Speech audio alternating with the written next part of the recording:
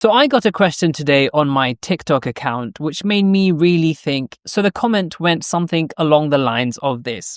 They didn't understand what the stock market was about. Every now and then it crashes, and in 1 year you only get 8 or 10%. So in this video, I want to actually go through that. Does investing actually make sense? And if there are so many stock market crashes in our horizon, does it actually make sense to keep our money there? So as you can see, this is my trading 2-on-2 stocks ISA. And currently over the past month, I am down by, look at this, 6.2%, or a loss of £7,247. Now, it wasn't too long ago where I was actually up by over £9,000 over the past month period, and today that movement is negative 7,000. So there is around a £16,000 movement up and down in the stock market. Granted, I do have quite a bit invested, currently standing at £108,000. Now, the assumption that the stock market isn't a great place to start is usually with beginners who maybe have put in their first amount into the stock market. Now, I actually lump invested £113,000 on the 24th of February. So let's act like a beginner investor. And I am down, can you see, with this investment by 7.43%, or a loss of £8,419. So if I was a new investor somehow having hold of £113,000 and I smacked it into the S&P 500, I would be down by a huge amount, £8,400. And yes, I too would be very demotivated from actually investing. I also have a trading 2-on-2 invest account, which over the past month is down by 4.2%. So that's £979 loss. Maybe this will be more relatable to the majority of people. On the 27th of February, I thought I bought it for an excellent price. The grey line here indicates when I actually bought it or my average price.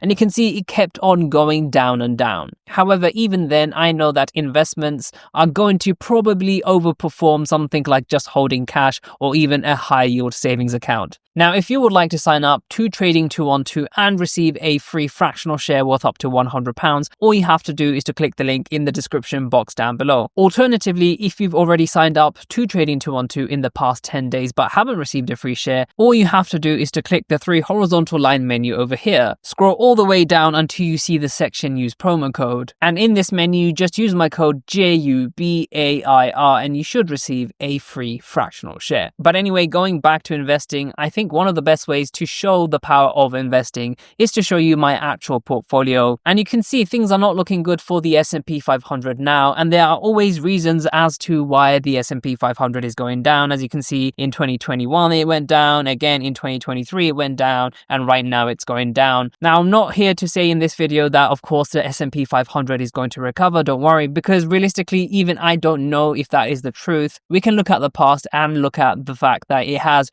recovered, 100, 200 times, whatever it is, and it's most likely going to recover, and I think it is, in my opinion, but I can't tell you for sure. Now then, why are we going to invest into something that we know is going to crash? Why not just wait? There are so many questions to someone who doesn't really understand investing. Now, the best way to show what investing is to show the investment at a longer time interval. Trading 2-on-2 only really has data since 2020 for this fund, but we can see even since then the fund is up by 50%, which is actually not too bad at all. If we look at the average gain per year in that time period, let's say 5 years, that's 10% per year, which is actually very, very, very good. Now let's compare that to cash equivalents. In that same time period, we have seen interest rates as high as 5%, but if we take the average in 2020, basically the interest rates were nothing. So the average is actually realistically around 3% or less. So getting interest on cash is only 3%, and this stock market, even though it is doing terribly year to date, has still vastly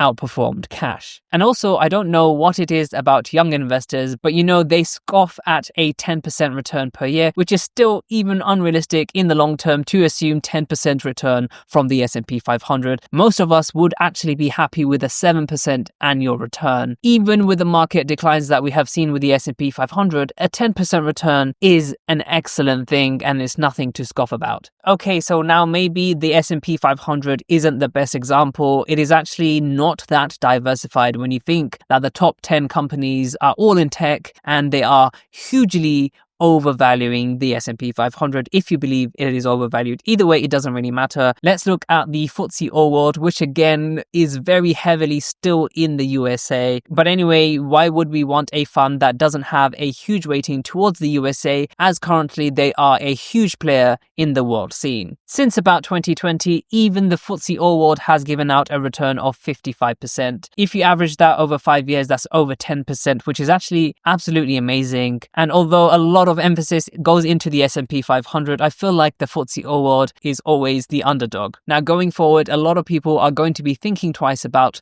the S&P 500. Is it really reasonable to assume that all the gains are going to be coming from there? Now, the second part of that TikTok comment that I really wanted to go on about was the fact that, with investing, typically speaking, no one is talking about investing at just one point. Sure, let's say we bought the FTSE All-World for £81 at this point in time and just left it. Even if that were the case, as you can see, coming back later to the fund, more than likely it would have grown in value, which means your initial investment compared to your new value, the new value would be significantly higher. Now, of course, past performance is no indication for future results. So I'm not saying by investing into the FTSE All-World, you're going to get 100% guaranteed performance in the future. Absolutely, that's not what I'm saying. And there is no such thing as an investment without risk. But what I'm really trying to say is that no one really invests, or at least influencers that are talking about the stock market don't talk about someone who invested at one point in time and then just left it. We are essentially talking about people who regularly invest, who have set up direct debits to their favorite brokers so that they can put in their amounts per month, per week, per year, whatever they feel like it. Because at the end of the day, no one's forcing you to invest. If someone is forcing you to invest, they probably want your money. But look how volatile the stock market as a whole is. This is pretty much the stock market as a whole. There's always going to be ups and downs. And especially in the short term, if we zoom, deep enough, we're going to see lots of fluctuation. All we have to do is just zoom out. We can see if we invest regularly, it stands to reason that sometimes we will buy higher, sometimes we will buy lower during the dips. And those dips are very important and what makes investing worth it in the long term. When a stock is undervalued or lower, you're buying it at a cheaper rate and essentially you're reducing your average buying price over the long term. And essentially with investing, what you really want to know is the average price that you bought these shares at are going to be a lot lower than the average price you sell them at. For example, let's say on the 20th of November, we bought our shares for £71. We just left it, but we needed our money right now. Each share now would be worth around £105.43. Granted, if we had sold a week earlier, it would be worth a lot more, but you know what? The stock market is always going to be up and down, but I will always be there as an investor looking to get the most out of my money. So make sure to check out some of my other videos and I'll see you in the next video.